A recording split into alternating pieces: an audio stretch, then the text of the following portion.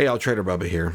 I'm a writer-producer in Hollywood, and looking back, I find one particular moment that really pushed me in to the writing career. I was very young, reading comic books, and my mother was concerned I wasn't reading enough real books. She knew I was a big fan of the hit TV show Star Trek: The Next Generation, or as she simply knew it, she knew I liked watching Star Trek. One day, she brought home this book right here.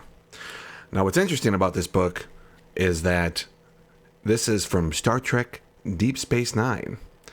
I didn't watch Deep Space Nine as a kid. I remember watching the pilot. I remember enjoying the pilot. I didn't really get into the show. But all my mother knew was that it was Star Trek. There was a ship on the cover, and it looked dramatic. And I got to tell you, even with not really being the biggest fan of Deep Space Nine, I was a little, I think, too young. I didn't like them being on a space station. I liked the ships flying around. This book changed a lot. This book changed me a lot. And quite frankly, it's because this is the book that taught me that there can be so much more beyond what we see on a TV show. That writing allows depth and insight. And I know it sounds crazy coming from a Star Trek novel, but this book really turned me on to what it can mean to be a good writer. This is a fantastic book. The plot is super simple, but very emotionally driven. As we saw in the opening of the pilot to Deep Space Nine, Commander Benjamin Sisko was at Wolf 359, the highlight of the Next Generation series, where Captain Picard is a Borg and he's blowing up Federation ships. Commander Sisko was there, and his ship was destroyed in this epic Star Trek battle. And that's the opening that we get to see in the pilot to Deep Space Nine. And that, you know, what's funny is I might not have been a big fan when the show originally aired, but looking back, of all the Star Trek shows, of all the Star Trek pilots, Deep Space Nine easily has the best pilot.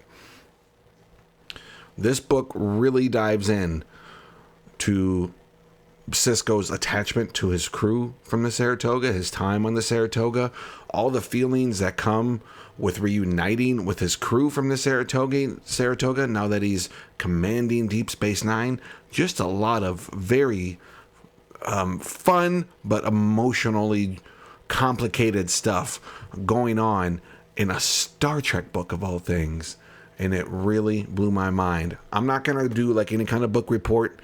If you want to read this book, I highly if you even enjoy Star Trek at all and have never read a Star Trek book, feel free to start with this one.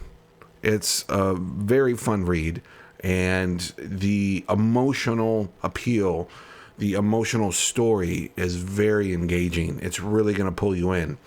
It's not a plot-heavy 8 million characters, what's going on, what ship is where. I don't know what this technical jargon is. I was really surprised on how easy it was to follow this story, but how emotionally engaging it was. In this book, really pushed me over the edge to wanting to be a writer. So Mom, who's up in heaven, God bless you, this Star Trek book really changed my life. I read this book so fast, she bought me more. And we're going to be talking about those books right here on this brand spanking new YouTube channel. So if you like this video, like, subscribe, help this brand new baby channel grow. And check me out at TraderBubba.com. I got some fun merch there. All proceeds go to charity.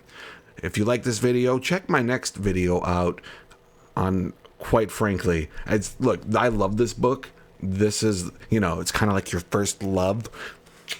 I'll always love you. But the next book introduced me to something called the Shatnerverse. Buckle up. Watch this video right here.